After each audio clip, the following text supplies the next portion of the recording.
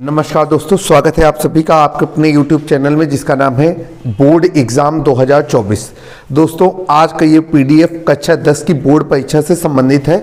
इस अध्याय का नाम है मानव नेत्र एवं रंग बिरंगा संसार और आपको बताना चाहते हैं कि ये इस अध्याय का दूसरा पार्ट है। यहाँ पर हम जो 20 नंबर के बहुविकल्पी क्वेश्चन पेपर पे कवर किए जा रहे हैं उनका एनालिसिस कर रहे हैं ताकि बेहतर तरीके से वो क्वेश्चन आपके माइंड पे सेटअप हो जाए। समय व्यर्थ न करते हुए सीधे क्वेश्चन पे चलेंगे। क्वेश्चन नंबर 11, क्वेश्चन नंबर 10 तक का एक्सप्लेनेशन आप हमारे डिस्क्रिप्शन से प्राप्त कर सकते हैं।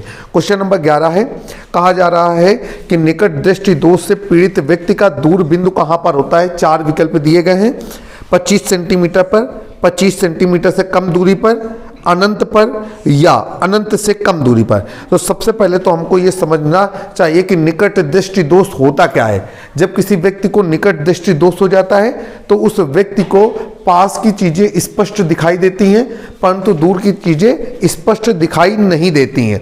अर्थात हम कह सकते हैं कि निकट दृष्टि दोष से पीड़ित मनुष्य को निकट की चीजें तो दिखती हैं परंतु दूर की चीजें नहीं दिखाई देती। अर्थात नेत्र का दूर बिंदु अनंत पर न रह करके वो पास आ जाता है। तो ये क्वेश्चन का जो उत्तर है वो है विकल्प डी कि उसका जो दूर बिंदु होता है वो अनंत पे न रह करके अब अनंत से पहले हो जाता है या पास आ जाता है।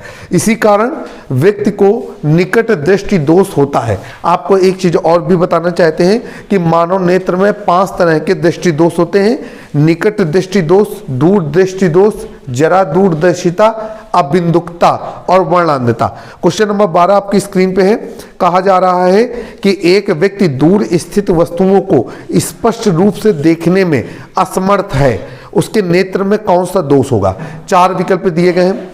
दीर्घ दृष्टि दोष जिसे कि दूर दृष्टि दोष भी कहते हैं, निकट दृष्टि दोष, जरा दूरदर्शिता या ये सभी। अब यहाँ पर आपको बताया जा रहा है कि वो व्यक्ति दूर की चीजें नहीं देख पा रहा है। मैंने कल आपको या पिछले वीडियो पे आपको बताया था कि नाम के उल्टा काम होता है। अर्थात निकट दृष्टि दोष में दूर की चीजें नहीं देख पाएगा, दूर दृष्टि दोष में निकट की चीजें नहीं देख पाएगा।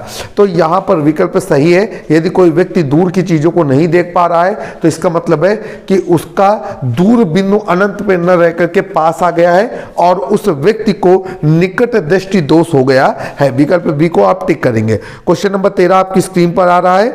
कहा जा रहा है कि मानव नेत्र जिस भाग पर किसी वस्तु का प्रतिबिंब बनाता है वह भाग क्या कहलाता है। परितारिका कहलाता है, दृष्टि पटल कहलाता है, पुतली कहलाता है या कार्निया कहलाता है। तो आपको बताना चाहते हैं कि मानव की नेत्र में किसी भी चीज का प्रतिबिंब रेटिना पर बनता है और रेटिना को शुद्ध हिंदी भाषा में दृष्टि पटल कहा जाता है। विकल्प बी को आप लॉक कर देंगे कि मनुष्य के नेत्र के जिस भाग पर किसी भी चीज का प्रतिबिंब बनता है वो कहलाता है दृष्टि पटल। क्वेश्चन नंबर 14 कहा जा रहा है कि निकट दृष्टि दोष से पीड़ित एक व्यक्ति को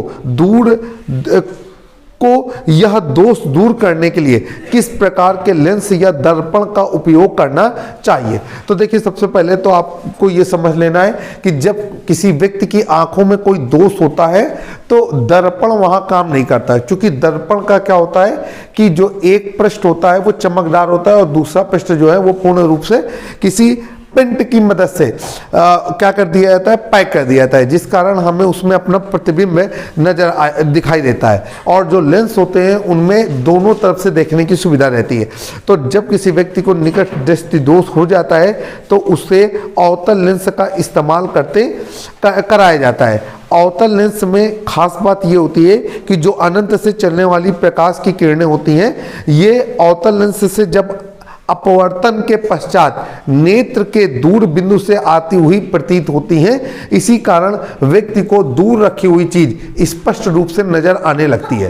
एक महत्वपूर्ण ट्रिक आपके साथ साझा करना चाहते हैं कि एक कॉपी पे आप लिखें। मोस्टली हमको बताया जाता है कि निकट दृष्टि दोष, फिर बोला जाता है दूर दृष्टि दोष, और उस तरफ लेंस के मामले में पहले बोला जाता है कि उत्तल लेंस और फिर बोला जाता है अवतल लेंस। इन दोनों को क्रॉस मल्टीपल कर लें तो आपको पता चल जाएगा कि निकट दृष्टि दोष का क्रॉस मल्टीपल हो रहा है अवतल लेंस के साथ, और दूर दृष्टि दोष का क्रॉस मल्टीपल हो रहा है उत्तल लेंस के साथ। अर्थात जब किसी व्यक्ति को निकट दृष्टि दोष होता है तो उस दोष का निवारण करने के लिए उसे अवतल लेंस लगाना पड़ता है। इसी प्रकार जब किसी व्यक्ति को दूर दृष्टि दोष होता है तो उसे दूर करने के लिए उत्तल लेंस का प्रयोग करना पड़ता है। आगे चलेंगे, क्वेश्चन नंबर 15 कहा जा रहा है कि दूर दृष्टि दोष के कारण प्रतिबिंब कहां पर बनता है? रेटिना पर बनता है, रेटिना से आगे बनता है, रेटिना के पीछे बनता है, या कहीं पर भी नहीं बनता। देखिए ध्यान रखिएगा कि जब किसी व्यक्ति को दूर दृष्टि दोष हो जाता है तो उसे पास की चीजें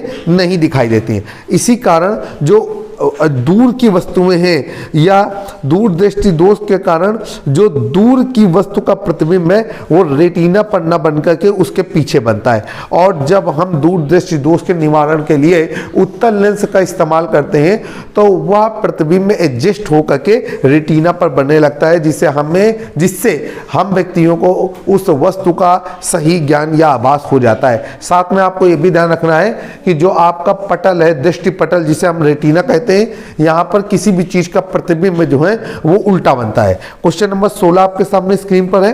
कहा जा रहा है कि जब श्वेत प्रकाश प्रिज्म से गुजरता है तो सबसे ज्यादा विचलित होने वाला रंग कौन सा होता है? वर्ष 2023, 2022, 2017 और 2011 में यह प्रश्न पूछा जा चुका है। जब श्वेत प्रकाश की किरण जो है वो प्रिज्म से होकर के गुजरती है तो लाल रंग का विचलन सबसे ज्यादा होता है, या बैंगनी रंग का, या पीले रंग का, या फिर हरे रंग का? तो आपको ध्यान रखना है कि बैंगनी रंग का विचलन सबसे ज्यादा होता है, और इसका कारण ये होता है कि जो बैंगनी रंग की तरंग दैर्ध्य होती है वो हमारी सबसे कम होती है। आगे चलेंगे, क्वेश्चन नंबर 17 कहा जा रहा है कि श्वेत प्रकाश का मतलब है सफेद प्रकाश, श्वेत प्रकाश की किरण के प्रिज्म से गुजरने पर किस रंग के लिए न्यूनतम विचलन प्राप्त होता है? तो आपको ध्यान रखना है कि इसमें विकल्प सही होगा लाल रंग के लिए, क्योंकि लाल रंग की तरंग दैर्ध्य जो है वो सबसे ज्यादा होती है। और आपको पता है कि जो खतरे का सिंबल होता है या कहीं पर सिग्नल में लाल रंग का प्रयोग इसीलिए किया जाता है क्योंकि उसका जो हमारा विचलन होता है वो सबसे कम होता है। आगे चलेंगे, क्वेश्चन नंबर हमारा है 18। कहा जा रहा है कि कांच का अपवर्तनांक अधिकतम होता है। किस रंग के लिए कांच का अपवर्तनांक अधिकतम होता है? लाल रंग के लिए, पीले रंग के लिए, बैंगनी रंग के लिए, या हरे रंग के लिए? तो ध्यान रखिएगा, जिस रंग के लिए कांच का अपवर्तनांक सबसे अधिक होगा तो आपको यह ध्यान रखना है कि उस रंग की तरंग दैर्ध्य सबसे कम होगी और उसका विचलन भी सबसे ज्यादा होगा। तो ऐसा कौन सा रंग है? ऐसा रंग है बैंगनी। तो बैंगनी रंग के लिए कांच का अपवर्तनांक सबसे ज्यादा होता है। क्वेश्चन नंबर जो है हमारा 19 आपकी स्क्रीन पर दिखाई दे रहा है। करें आसमान का रंग नीला दिखाई देता है, या फिर आसमान का रंग नीला क्यों दिखाई देता है? 4 विकल्प दिए गए। तो आप सभी लोगों को मालूम है कि प्रकाश के विकिरण गुण के कारण आसमान का रंग जो है वो नीला दिखाई देता है। विकल्प सी पूरी तरीके से सही रहेगा। क्वेश्चन नंबर 20 आपकी स्क्रीन पर कहा जा रहा है कि चंद्रमा से देखने पर आकाश का रंग कैसा दिखाई देगा? बिल्कुल एकदम माइंड मैकअप कर लीजिए। आकाश का रंग नीला होता ही नहीं है, आकाश का रंग हमें चंद्रमा से देखने पर काला दिखाई देगा। विकल्प सी को आप टिक करेंगे। क्वेश्चन नंबर 21 आपके सामने कहा जा रहा है कि एक पारदर्शी माध्यम से दूसरे पारदर्शी माध्यम में प्रवेश करने पर एक प्रकाश किरण के लिए अपवर्तन कोण का मान आपतन कोण की तुलना में अधिक होता है यदि प्रकाश की किरण 4 विकल्प दे रही है। कह रहे हैं कि सघन माध्यम से विरल माध्यम पे जा रही है, विरल माध्यम से सघन माध्यम में जा रही है, सघन या विरल माध्यम की संयुक्त सतह की दिशा पे जा रही है, या दोनों माध्यम एक ही है।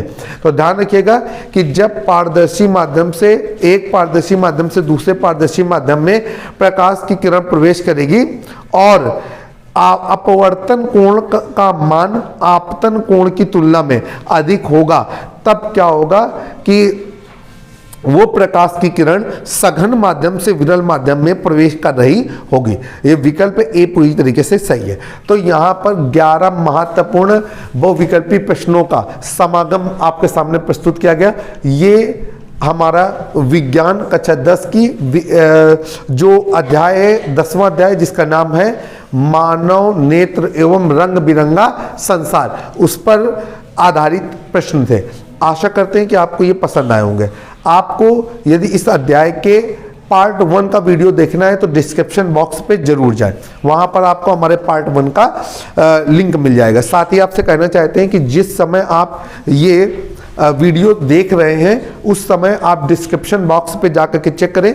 हमारी टीम एक जल्द ही एंड्रॉयड एप्लीकेशन प्रस्तुत करने जा रही है, जहां पर एक्सपर्ट राय, तमाम महत्वपूर्ण प्रश्नों का सलूशन, तमाम मॉडल पेपर और भी तमाम नई चीज़ें जो CBSE board, ICSE board, UP board के स्टूडेंटों से रिलेटेड होंगी, क्लास 9, 10, 11, 12 के लिए वो उपलब्ध कराई जाएंगी। जल्द ही एक नए वीडियो में फिर मुलाकात होगी। जय हिंद, जय भारत।